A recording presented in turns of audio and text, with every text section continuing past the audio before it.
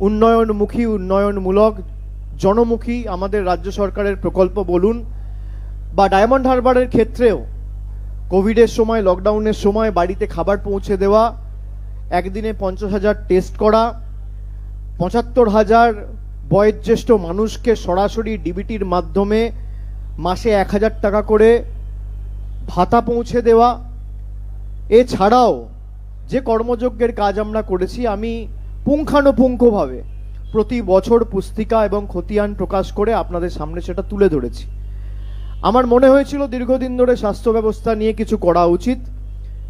সুস্বাস্থ্য কেন্দ্র, primary health centre রয়েছে। আমরা চেষ্টা করেছি আরও 2 ধাপ 3 ধাপ 4 ধাপ নেমে যাতে সেটা সরাসরি মানুষের দোরগোড়ায় পৌঁছে মানুষকে সেই পরিষেবাটা দিতে পারি। চিকিৎসকরা যখন প্রতিবাদ করেছিল, আপনি যদি দেখেন আমার টুইট অন রেকর্ড রয়েছে, যখন তারা প্রতিবাদ করেছিল আমি বারবার বলেছিলাম যে তারা যে বিষয় নিয়ে প্রতিবাদ করছে সেটা ন্যায্য, যে দাবিগুলো নিয়ে প্রতিবাদ করছে তাদের সুরক্ষা, এগুলো ন্যায্য। সুতরাং চিকিৎসকদের হাত আমি আজকে বাড়াইনি। সর্বস্তরের মানুষের সাথেই তৃণমূল কংগ্রেসের প্রত্যেকটা জনপ্রতিনিধির সুসম্পর্ক রয়েছে। আপনারা বলছেন কি পরিস্থিতি তৈরি হলো, আমায় করতে হচ্ছে আজকে স্বাস্থ্য শিবির।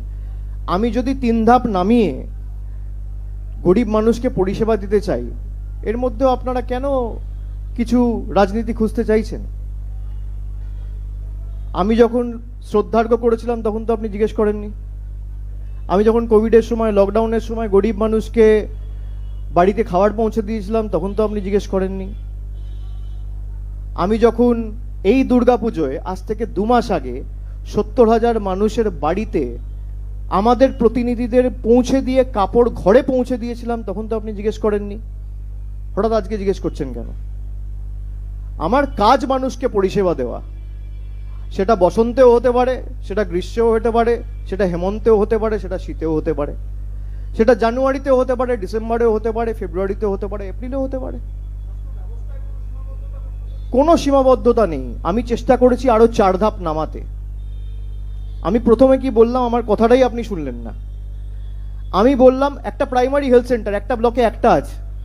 এবার একটা ব্লকে যদি আমার 150 বুথ থাকে, আমার সেখানে 30টা কমপক্ষে স্বাস্থ্য শিবির হবে। তো উপকারটা কার? মানুষের।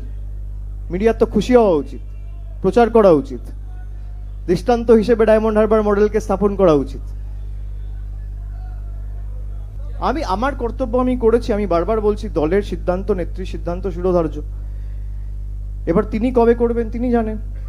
আমার কাজ, আমি যেটা 21শে জুলাইয়ের মঞ্চ থেকে বলেছিলাম, যে আমার কর্তব্য, আমার সাংগঠনিকভাবে আমার যতটুকু এবং রেজাল্ট দেখে আমি সেভাবে প্রস্তাব রেখেছি।